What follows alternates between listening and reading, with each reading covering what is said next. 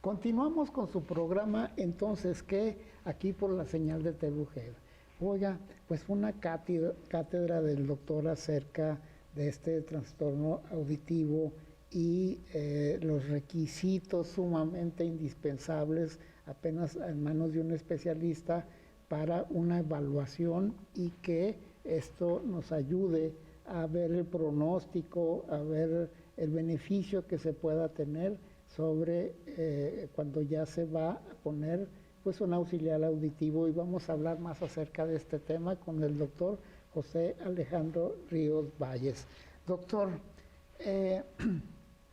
a partir de este diagnóstico, ¿es prudente el auxiliar auditivo? Bien, la necesidad de uso de un auxiliar auditivo, precisamente la evaluación audiológica completa es la que nos va a permitir identificar si el paciente necesita o no el uso de un auxiliar auditivo. Quiero aquí tal vez comentar, a lo mejor de manera extrema, pero hay personas que tienen una pérdida auditiva que podemos considerarla moderada, pero con una capacidad de discriminación auditiva muy mala. Entonces esto hace que este tipo de personas con ese tipo de trastorno auditivo puedan llegar a no ser candidatos a usar auxiliar auditivo, a pesar de que la pérdida auditiva no sea severa o profunda, sino moderada, pero con una capacidad de discriminación auditiva muy mala. En esos casos el paciente justamente se debe evaluar no solo con la audiometría, que es la que mide el nivel de pérdida auditiva, sino hay otras pruebas audiológicas que en este caso pueden ser la logoaudiometría, que es justamente la prueba donde se mide la capacidad de percepción auditivo-verbal, y ahí podemos identificar entonces qué tan bien entiende lo que está escuchando el paciente a diversas intensidades. Resulta que en estos casos podemos tener una capacidad de discriminación auditiva muy buena, vamos a decir a los 80 decibeles. Y al subirle un poquito más el volumen, vamos a decir 90 o 100 decibeles, y resulta de que el paciente, al hacerle la prueba logoaudiométrica a estas intensidades, en vez de seguir discriminando el 100%, discrimina menos. Y puede bajar a un 80, a un 60 o hasta un 50% a mayores volúmenes. Ahí viene la contraindicación, bueno, o la contraparte.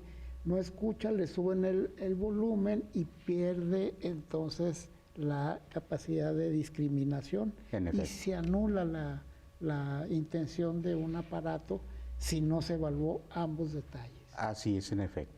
Y en tal caso, pues se tiene que ampliar la evaluación audiológica de estas personas para precisar si el oído, derivado de su trastorno causante de la hipoacusia, tiene o no fenómenos de fatiga auditiva o de distorsión de la audición. La fatiga auditiva hace que el paciente, a pesar de estar oyendo a volúmenes altos, empieza a disminuir su capacidad perceptual, a pesar de tener un volumen alto. Y en el caso de distorsión de la discriminación, a mayor volumen, menos entienden. Entonces esto hace algo que ocurre muy frecuente en la población, con nuestros pacientes de edades avanzadas que tienen pérdida auditiva y que dicen, pues es que no oigo o me cuesta trabajo oír, y entonces de manera natural la gente le habla más fuerte, y resulta que la fatiga auditiva que tiene el oído de esa persona y el trastorno en la discriminación hacen que al hablarle más fuerte le cause molestia o hasta dolor. Y regularmente las gentes suelen decir, oiga, no me grite que no estoy sordo.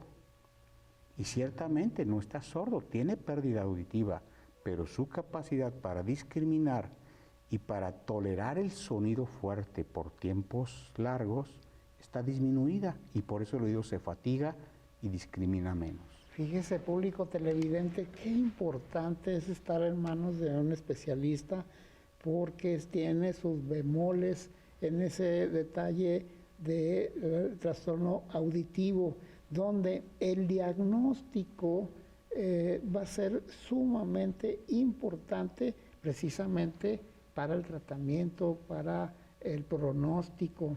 Hablando de esto, doctor, ¿qué tal es el pronóstico? Pero primero, discúlpame, antes, el trastorno de hipoacusia puede estar en niños, adolescentes, adultos, o ¿en qué edades se presenta? Sí. ¿Cómo lo ves? Sí, puede estar en cualquier etapa de la vida. Ajá. Hablando de niños, generalmente las adversidades gestacionales que se puedan tener durante el proceso del embarazo o las adversidades durante el nacimiento pueden ser causantes de trastornos auditivos. Obviamente aquí hay que considerar también la herencia, que es muy importante tenerla presente, puesto que si hay antecedentes familiares de gente que haya tenido pérdida auditiva, entonces hay que considerar que cualquier integrante de la familia puede llegar a tener una pérdida auditiva desde el nacimiento o que se le manifieste en etapas más avanzadas de la vida. Factor genético. Así es. Entonces, tratándose de niños, pueden ser de origen perinatal o prenatal, o pueden ser también por enfermedades adquiridas durante la infancia. Particularmente aquí las enfermedades virales son las que tienen mucho que ver. Y las enfermedades infecciosas o bacterianas, particularmente cuando los niños sufren frecuentemente de amigdalitis o de rinitis, cualquier tipo de proceso inflamatorio o infeccioso de vías respiratorias superiores, derivado de la cercanía que hay entre las estructuras de las vías respiratorias y el oído, ocurre que esas enfermedades inflamatorias o infecciosas pueden afectar al oído y ser causantes de lo que conocemos como otitis media aguda, inflamación del oído, y que con frecuencia el niño, esta otitis media aguda llega a supurar y a escurrir el oído, pus, y en esos casos esas infecciones repetitivas o frecuentes pueden lesionar el oído y ser causantes de hipoacusia o de pérdida auditiva. La cantidad de niños que sufren de infecciones de vías respiratorias superiores es mucha, es muy frecuente. Entonces hay que tener cuidado con esto porque si el niño da muestras de que no escucha, no hay que calificar lo que es un desentendido, que no hace caso. Háganle una audiometría. Pudiera tener trastorno auditivo derivado de sus infecciones de vías respiratorias superiores. Oye, comentabas, mi querido doctor, que la falta de atención se deriva a partir de que no es un factor que esté en riesgo la vida y se pospone la atención oportuna y el diagnóstico, ¿verdad? Así es, en efecto, como el trastorno auditivo no complica o no interfiere con la vida de las personas, pues regularmente como que lo dejan pasar.